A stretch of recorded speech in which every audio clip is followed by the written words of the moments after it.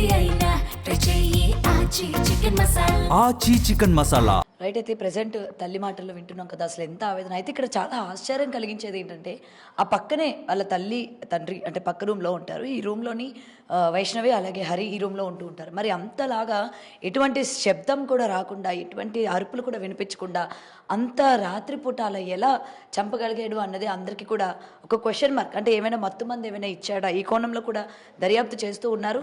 Right. ఇక్కడే కదా మీరు పొద్దున్న వచ్చి చూసినప్పటికీ మీ చెల్లి ఇక్కడే వాడు ఎట్లా అంటాడు అంటే, వాడిని ఏ స్వరూపం మాకు తెలియదు.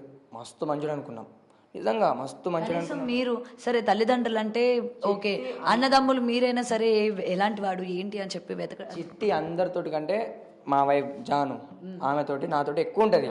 ఏ ఫంక్షన్స్ అయినా కానీ, ఏ దావతులు అయినా కానీ, బర్త్డే దావతులు అయినా కానీ మేము ఇద్దరం వేసుకుంటాం. మా 2 ఫ్యామిలీలు, ఏ ఫ్యామిలీ అని మీ ఇద్దరు తీసుకుంటాం. మా అందరికన్నా మాతో మస్తు క్లోజ్ ఉంటుంది.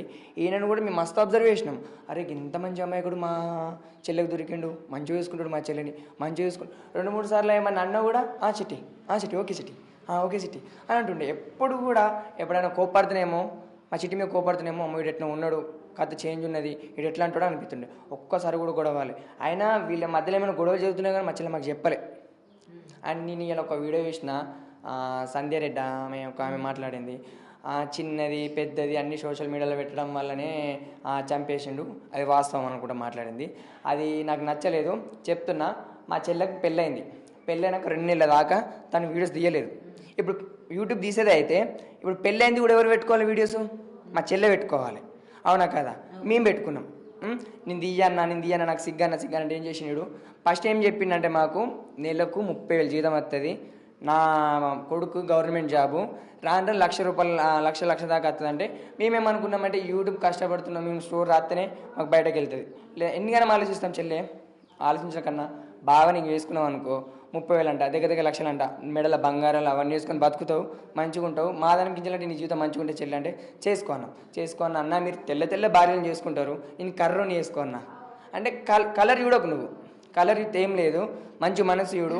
ఆయన మాలక్కనే తాగడంట, తిరగడంట, ఆ సోకు లేదు ఈ సోకు లేదు, నువ్వు కలర్ చూడకు చెల్లె, మంచి బతుకుతావు, చేసుకోనన్నా. నేను మా జాను చెప్పడం వల్ల ఇది చేసుకున్నది, లేదంటే చేసుకోకపోతుండే. అంటే మేము దేని గురించి ఆలోచించినామంటే, మీరు అనుకుంటున్నారా అసలు ఆ రోజు మేము తీసుకున్న నిర్ణయం బట్టి వాళ్ళు మా చెల్లి మమ్మల్ని నమ్మి చేసుకుంది? అవును మేము ఆ రోజు చెప్పపోయినా అయిపోవు. మేము ఆ రోజు షూటింగ్ తీస్తున్నాం. ఆ రోజు ఈ విషయం మా పిన్నిలందరూ ఏం చేశారు, మీరు చెప్తుంటుంది చెప్పుర్రా దాని బతి కాగం కాదురా. ఎందుకంటే అది వ్యవసాయం చేయది, కైకిలు చేయది, మిషన్ కుట్టేది, బీడీలు చేయది, అది దానికి అటువంటి లేవు. మేము 13 మంది అన్నదమ్ములంలా ఇది ఒక్క చెల్లె కదా, మాతో తిరిగింది కాబట్టి మొత్తం మా లక్షణాలు అన్నట్టు. ఇక ఎవరైనా కొంచెం రిమార్క్ మాట్లాడిన అనుకో డైరెక్ట్ కొట్టబోతుంది, దానికి అంత ధైర్యం ఉన్నది. ఆయన ఆ రోజు కూడా గొడవ జరిగితే ఇది 2 కాదు 3 కొడుతుంది మా చెల్లె. వాడు మా చెల్లెని కొంచెం కూడా ఏమనుకుంటున్నదంటే, వాడు మత్తు ఇంజక్షన్స్ ఏమన్నా ఇవ్వాలి, మత్తు పదార్థాలు ఏమి ఇవ్వాలి. నాకు నిన్న తెలిసిన విషయం ఏంటంటే, మరి అది వాస్తవమో కాదో తెలియదు. మా అన్నతోటి ఒక ఆయన అంబులెన్స్ ఆయన అన్నాడంట. ఏమన్నాడు, ఆ రోజు మీ చెల్లెని చంపే రోజు 2 గంటలకు బైక్ వేసుకొని ఇక్కడ ఆపిండు, డైరెక్ట్ హాస్పిటల్కి, గవర్నమెంట్ హాస్పిటల్కి, మళ్ళీ రిటర్న్ అయ్యాడు. ఆ విషయం నాకు తెలియదు. అంటే ఇప్పుడు మా చెల్లెని డెడ్ బాడీ పట్టుకొని వస్తున్నాం కదా, మేము ఎందుకు వేయండు అని మేము అడుగుతామా? మా అన్న చెప్తున్నా, నాకు ఇట్లా అన్నారు రాడు అని, ఇట్లా అన్నాడు. అసలు వాడు ఎందుకు వేయండు అంటే నాకేమనిపించింది అంటే, పర్టికులర్గా వాడు మత్తు పదార్థాల కోసం అన్న పోవాలి.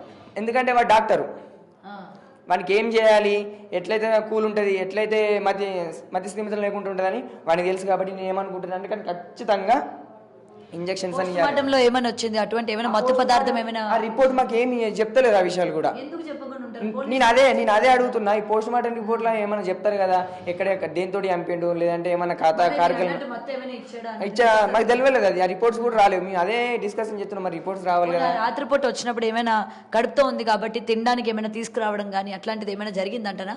అది కాదు, మేము ఆలోచించలేం. మేము మంచిగా అందరం కూల్ ఉన్నాము, ఫ్యామిలీ అందరం హ్యాపీగా ఉన్నాం.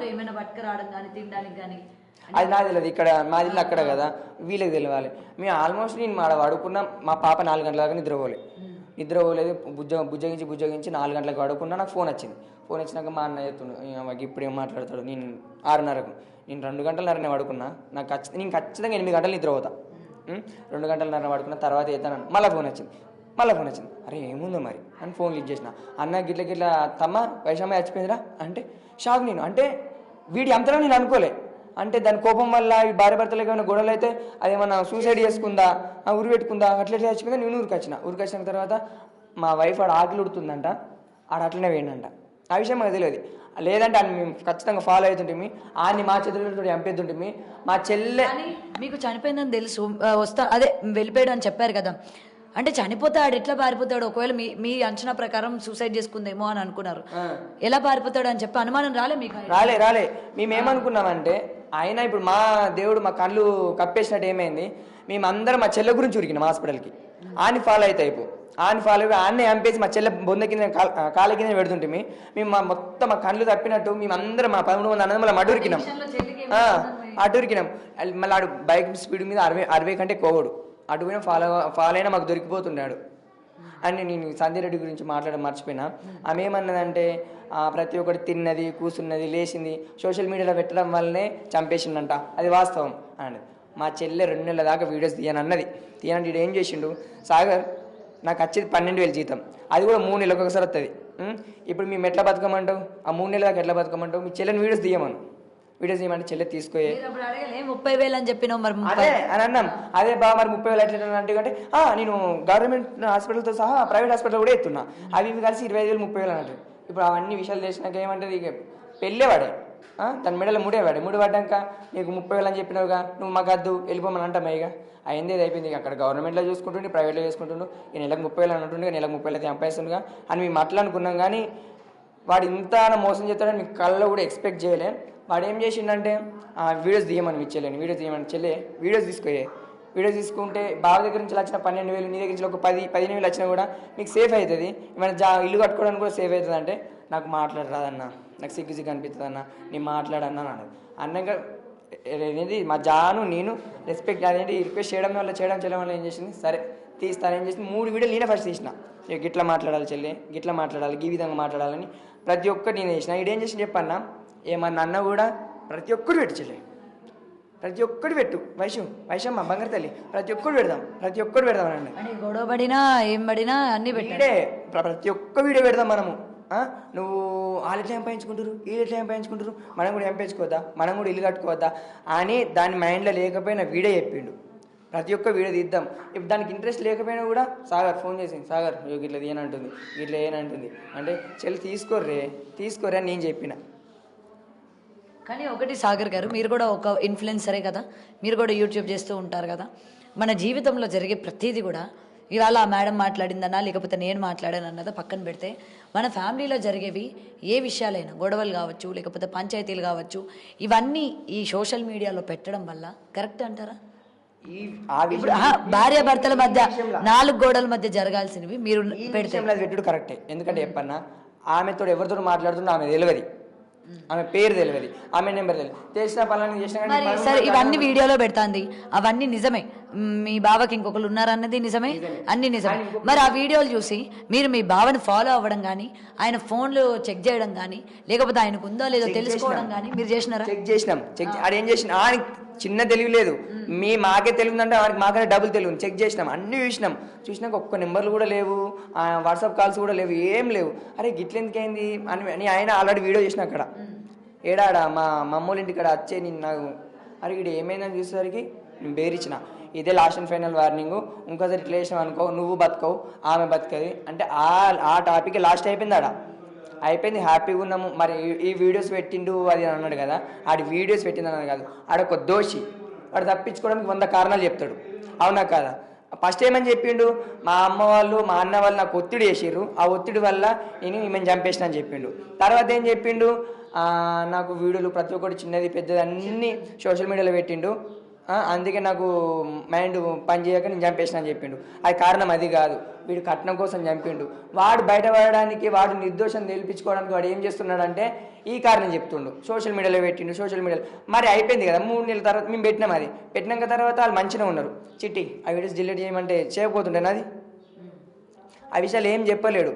వీని మనసులో అదేం లేదు, కట్నం ఉన్నది, వాళ్ళ అన్నదమ్ముల వేధింపులు ఉన్నాయి, ఒత్తిడి వేయడం వల్ల ఏం చేసిండు, ఆయనకి పైసా పిచ్చంటే బాగా. మేము దావా చేసుకుంటాం కదా, వాడు 1 రూపాయి కూడా ఖర్చు చేయనీయడు. చిట్టి ఎందుకు సాగర్ చూసుకుంటాడుగా చిట్టి ఎందుకు మేమేమో కూడా బాగా రెస్పెక్ట్ ఇస్తాం పైసలు ముఖం చూసుకోవద్దు రెస్పెక్ట్ చూసుకోవాలని మేమే ఖర్చు చేసుకుంటాం వాడు ఏమంటాడు నాకు ఇట్లా పిసినారి ఎత్తుండే ఏందన్న ఈయన పిసినారి ఎత్తుండే పోంది చెల్లె పోంది అని నేను అనుకున్నా ఆడు పిచ్చోడాడు ఇంకేం చేసి 2 ఎకరాలు 20 లక్షలు 2 ఎకరాలు 20 లక్షలు అంటే వాడు ఆశకు ఇప్పుడు ఎట్లా ఇది ఉన్నది అనుకో నాకు అది రాదు ఇది పోతేనే చెల్లి మీతో బాగా క్లోజ్ ఉంటుంది మాతో ఉన్నంత క్లోజ్ ఈ అన్నదమ్ములతో ఎవరితో ఉండదు అంటే వీళ్ళ సంతానంతో చెప్పలే చెప్పలే అసలు ఎట్లా చెప్పన్నా ఎంత మంచి కలిసి ఉండేటోళ్ళు అంటే వీడు పలానా రోజు మా చెల్లెని ఇట్లా చేస్తాడని మేము అస్సలు అనుకోలే నల్లిగాడు ఏమని మాట్లాడినా కూడా ఓకే సాగర్ అసలు మా అన్నకి ఇట్లా అంటే ఓకే చెల్లి అన్నకి ఇట్లా చేయాలంటే ఓకే అన్న ఓకే తమ్ముడు ఇట్లా అందరితో ఇట్లా మాట్లాడుతుంది